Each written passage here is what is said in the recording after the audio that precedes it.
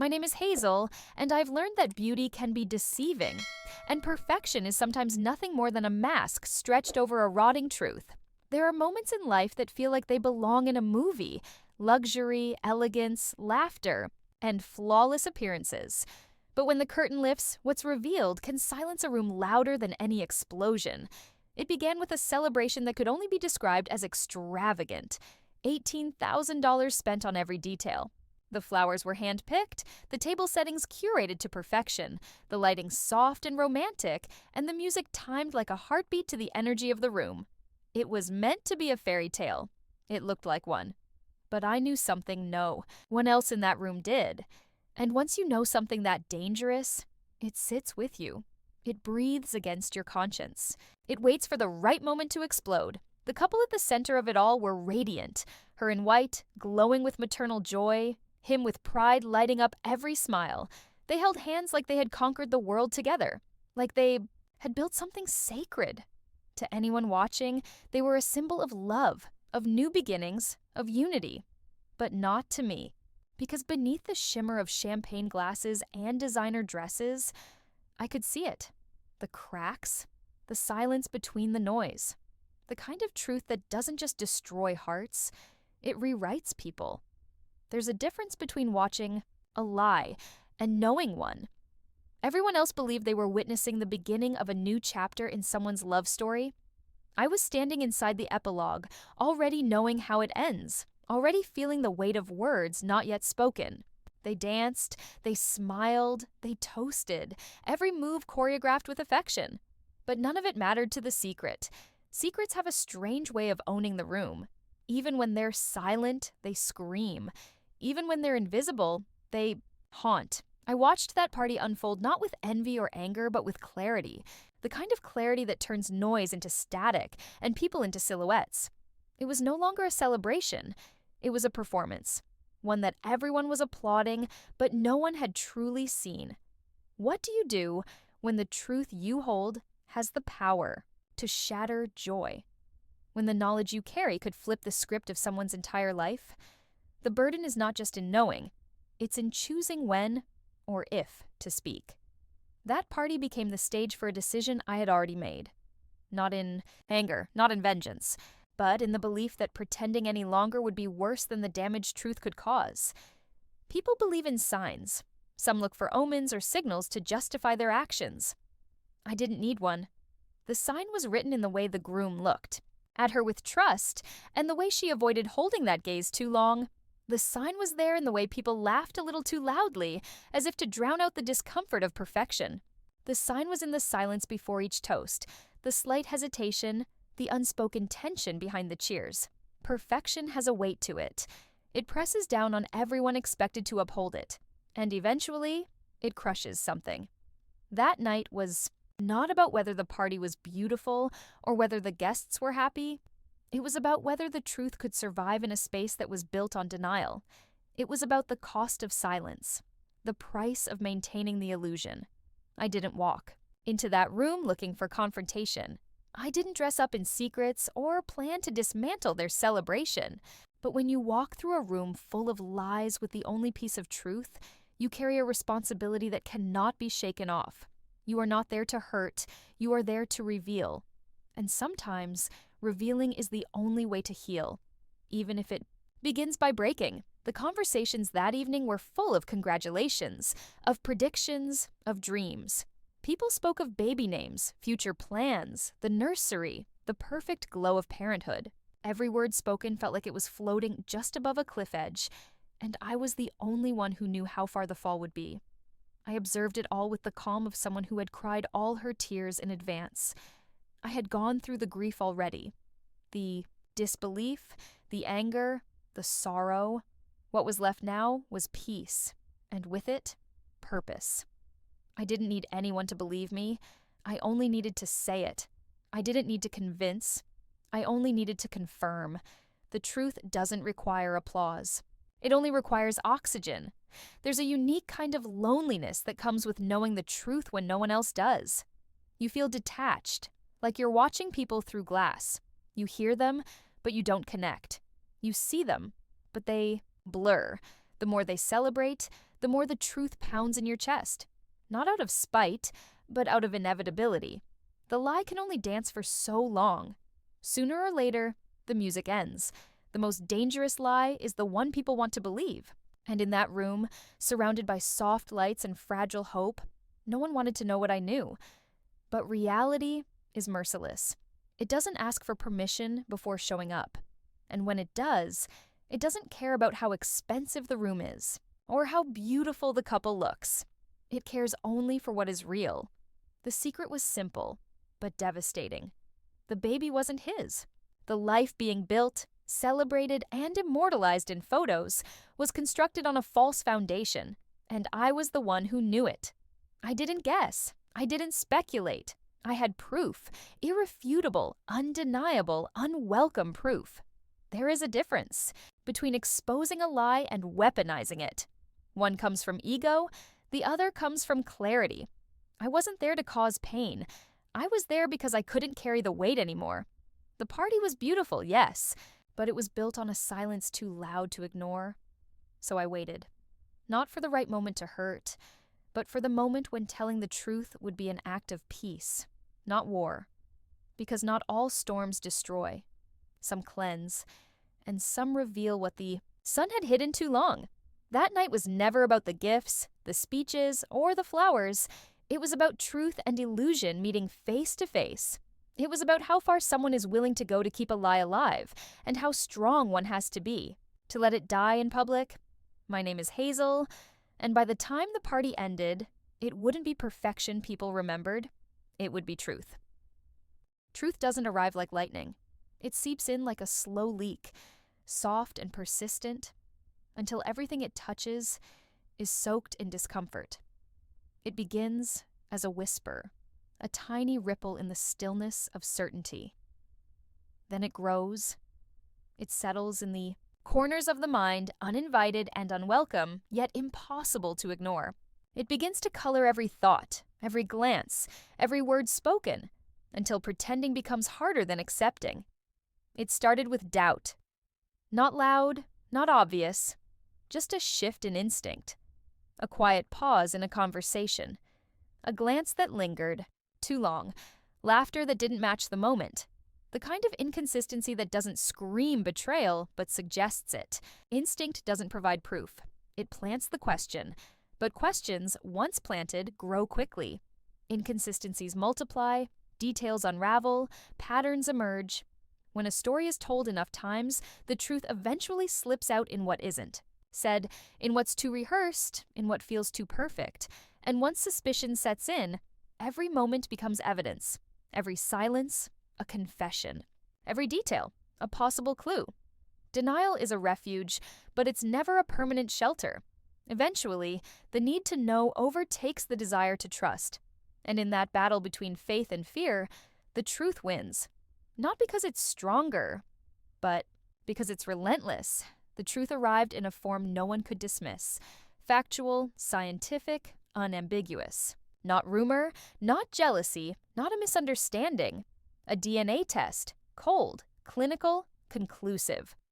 The child that was being celebrated, the one around whom this entire fairy tale was being built, did not belong to the man who believed he was the father. That single sentence dismantled everything. Not in volume, but in permanence. There was no context needed, no story to interpret. The numbers spoke for themselves. The science didn't care about emotions. It didn't care about how many people were involved, how much love had been given, or how many dreams had been built. It simply stated a fact, one that could not be unseen. The weight of that truth was immediate, heavy, crushing, not just for what it meant, but for what it confirmed. Every doubt, every quiet instinct, every uncomfortable moment was suddenly validated. It wasn't overthinking. It wasn't paranoia. It was real. But knowing the truth and carrying it are two different battles. The moment truth arrives, a second conflict begins. The burden of holding it. Silence becomes a prison. Every interaction becomes a performance. Pretending not to know requires strength that drains the soul. Watching people celebrate a lie becomes more painful than the lie itself. Every smile feels like betrayal. Every toast sounds like mockery. The inner conflict grows. There is no peace in truth when it's hidden. But speaking it too soon feels like violence. So it stays, locked behind clenched teeth and polite nods, while the heart aches with the weight of unspoken reality. The betrayal wasn't just in the act, it was in the intention, in the deliberate choice to hide, to deceive, to let someone build their world on borrowed joy. Betrayal is more than infidelity. It's the theft of someone's future dressed as loyalty. What hurts more than the lie is the cost of preserving it. Truth doesn't just destroy illusions, it demands that the person holding it becomes the villain in someone else's story. Speaking it means shattering comfort, ending fantasies, breaking bonds. And yet, silence feels like complicity. The person who knows the truth begins to unravel. Every moment becomes a test of endurance. Every smile feels forced. Every conversation dances around the one thing that can't be said. Peace is replaced with paranoia. Sleep is shallow. Joy becomes distant. The truth doesn't rest, even when hidden. There are moments of hesitation, the urge to forget, to ignore, to let it pass. The voice that whispers, "It's not your place." The fear of being blamed, the dread of being seen as the destroyer, the temptation to walk away from responsibility. But responsibility cannot be avoided forever when it's tied to someone else's reality. The truth, once known, creates moral obligation, not for revenge, not for justice, but for clarity. When people are building their lives on something false, staying silent becomes a form of cruelty. Pretending not to know becomes an act of cowardice. But revealing the truth is not heroic. It is painful. It isolates. It invites judgment. It changes how people look at you. The moment the truth is spoken, the messenger becomes the center of the storm, even when they didn't create it. And yet, the choice becomes clear. There are two paths: protect the lie or honor the truth. One preserves the moment. The other protects the future. The decision to speak doesn't come from anger. It comes from the refusal to participate in a performance that has already cost too much. The truth cannot be unlearned. It sits between every word, behind every smile, inside every thought. It waits, quietly demanding to be seen. What makes the burden heavier is the knowledge of the aftermath, the explosion that will follow, the relationships that will break, the lives that will change, the sorrow that will spread. But even knowing that, silence cannot be justified. Because protecting someone's feelings at the expense of their reality is not compassion. It's control. And still, the emotional toll is immense. No one asks to be the one who holds the truth. No one wants to be the one to break hearts. But sometimes, truth chooses you. And when it does, you either carry it or let it carry you. Every hour spent in silence is another hour of pretending. And pretending, when truth is known, is a slow form of dying. Not physically, but emotionally.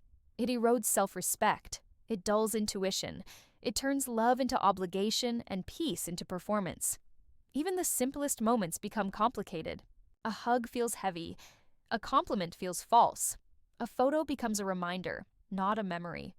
The contrast between what is said and what is known creates emotional whiplash. And in that tension, truth becomes a burden too heavy to carry alone.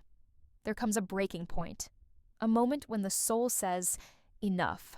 Not out of revenge, not for vindication, but because pretending any longer would be a betrayal of self, a violation of integrity. The truth doesn't ask to be liked, it asks to be lived. And when it is denied long enough, it begins to bleed through every word left unspoken. So the decision to speak was not sudden. It was built over days of silence, over sleepless nights and shaking hands, over watching joy that had no foundation, over waiting for someone else to say it, and realizing no one would. What made it harder was the knowledge of what would be lost. The innocence, the trust, the image of love.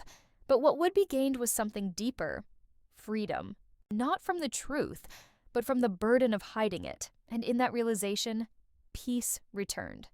Not in comfort, but in clarity. The truth wasn't something to be feared.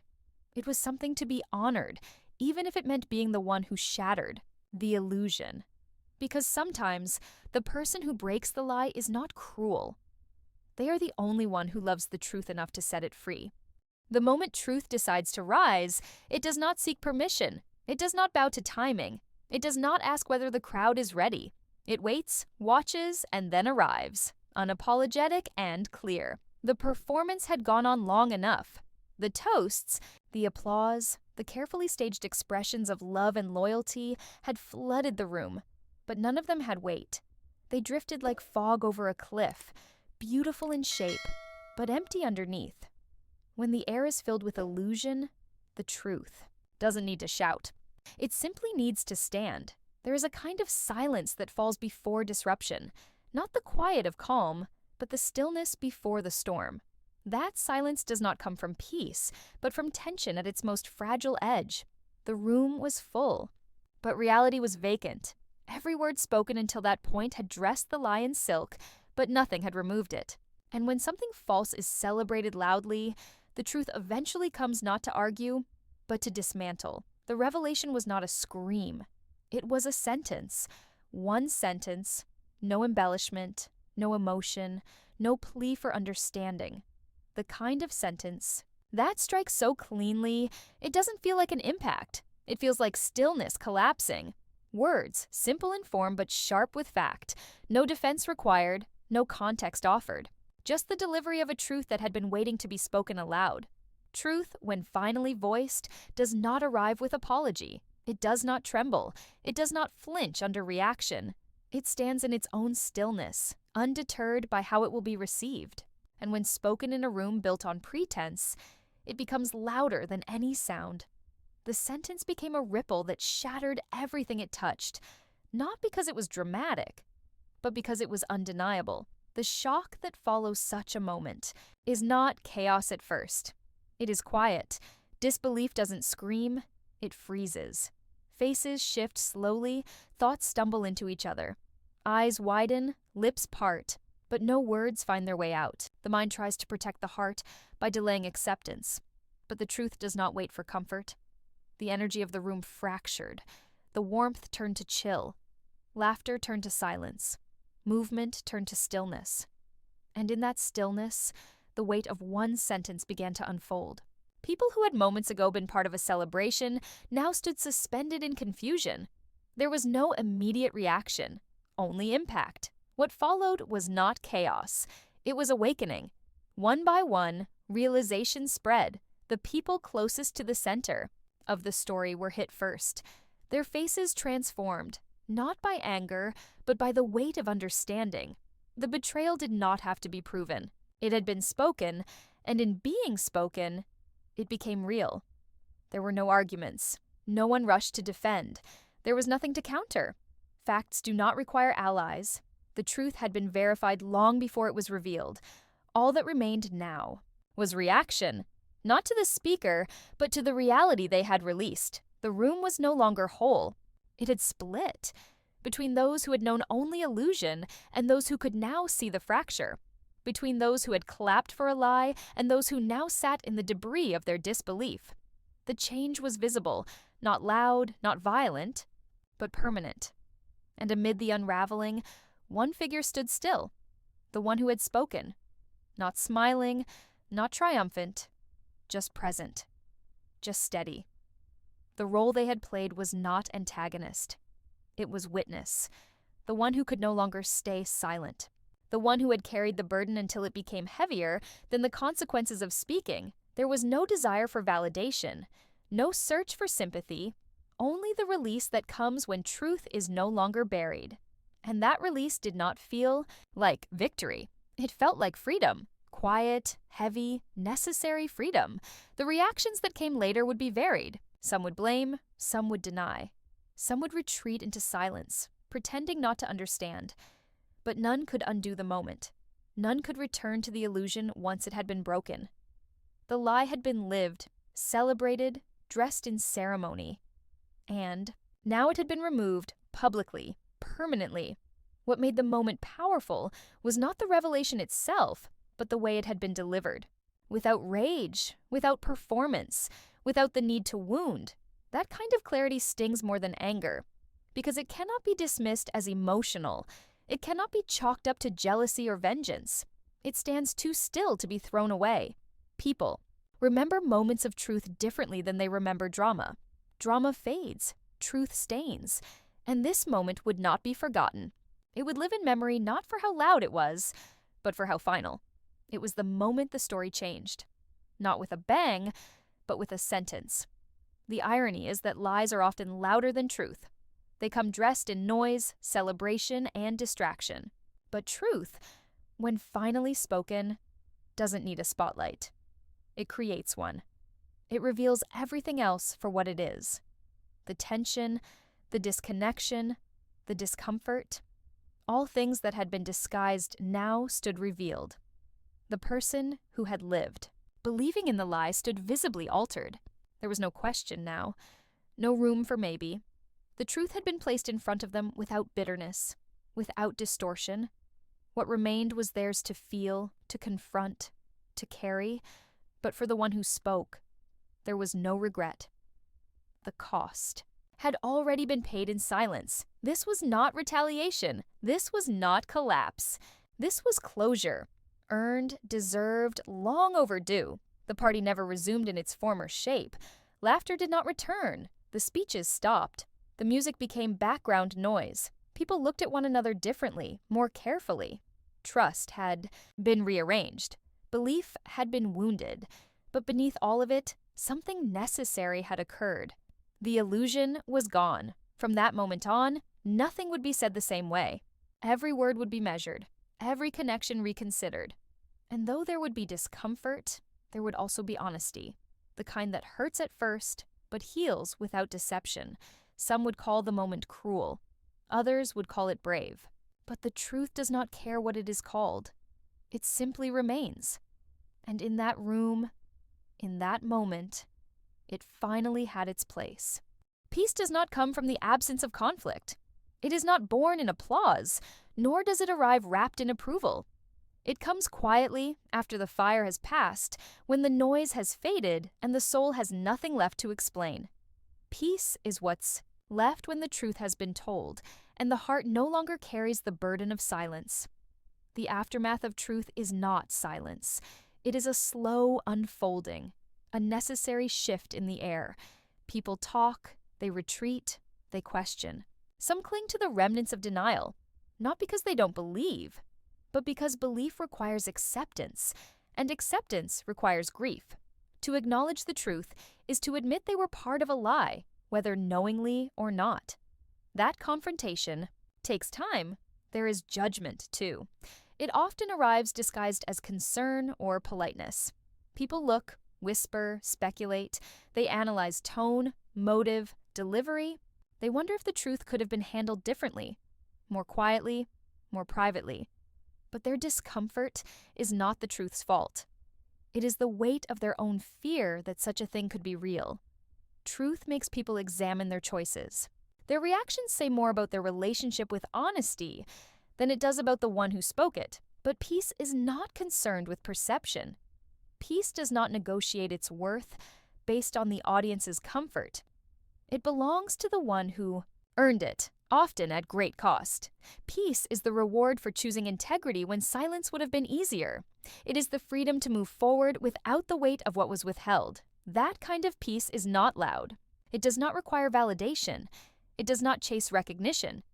It settles deep within the heart, where anxiety used to live. It allows the mind to rest without rehearsing lies or preparing explanations. It removes the ache of pretending. It softens the muscles that once held tension. It clears the conscience in ways that applause never could. There is freedom in no longer protecting what should have never been defended. Freedom in walking away without bitterness. Freedom in knowing that staying silent would have meant abandoning yourself. Peace is knowing that even if others never understand, you do. And sometimes, that is enough. Peace is not found in being right. It is found in being real. It is not the reward for being accepted, but the result of being honest. And it becomes most powerful when earned through truth spoken not to hurt, but to heal. After exposure, there is always a void. The illusion collapses. The story ends. The version of life that once existed disappears. But in that empty space, there is room for rebuilding, with clarity, with strength, with authenticity. The absence of illusion is not loss. It is opportunity. Healing begins where pretending ends. And healing is never instant. It is the quiet rebuilding of trust, not just in others, but in one's own sense of self.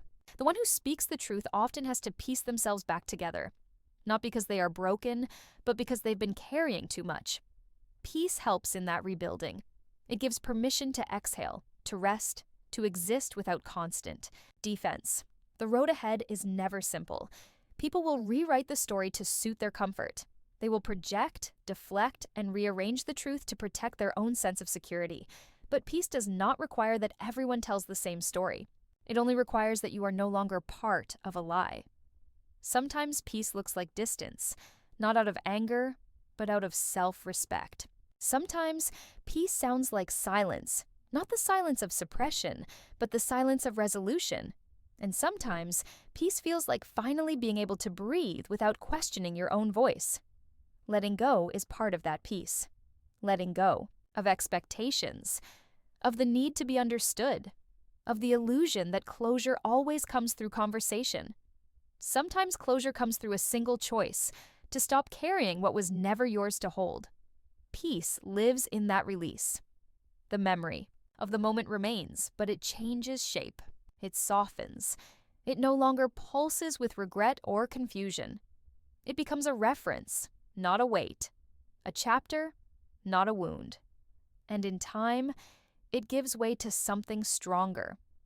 Clarity. Clarity that does not need permission to exist. Clarity that makes future choices easier, more deliberate, more grounded. Peace also creates boundaries. Not walls built from pain, but doors closed with purpose. There is power in walking away not with resentment, but with certainty. The certainty that nothing more needs to be said. The certainty that truth, once released, is no longer a secret to carry or protect. People may try to drag the moment back into the present.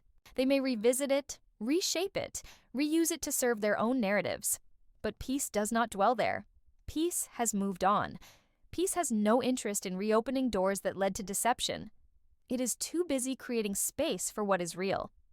Trust in self becomes the foundation of that peace. The knowledge that what was done came from truth, from conscience, from courage, not from anger, not from ego. The person who chose to speak did so not to destroy, but to liberate. That liberation is not just for others. It is for the soul that was tired of pretending. There is no satisfaction in chaos. There is no joy in watching others unravel. But there is peace in no longer being part of the script that forced you to lie to yourself. Peace does not require revenge. It does not ask for victory. It simply settles into the space where pain used to live and whispers, "You did what was right." And that whisper becomes the rhythm of life moving forward. A quieter, more intentional rhythm. A life built not on fear, but on truth. A path that does not seek perfection, but integrity. A future that welcomes peace, not because the past was easy, but because it was faced. Nothing is more valuable than peace born from truth. Not reputation, not relationships built on denial, not comfort wrapped in dishonesty. The person who chooses to walk away with truth walks into a life that may be quieter, lonelier at first, but it is honest, and honesty over time attracts what is real. The peace that comes after speaking the truth is not without loss, but it is never empty. It is filled with the quiet confidence of someone who no longer has to carry a secret, who no longer lives in fear of being found out, who no longer folds themselves to fit someone else's fiction. Peace is what waits on the other side of courage, and courage, once chosen, becomes a permanent part of the soul. The world may forget the moment, it may move on, it may rewrite the details, but the one who spoke their truth will never again be the same. They will be freer, lighter, wiser, and that is priceless.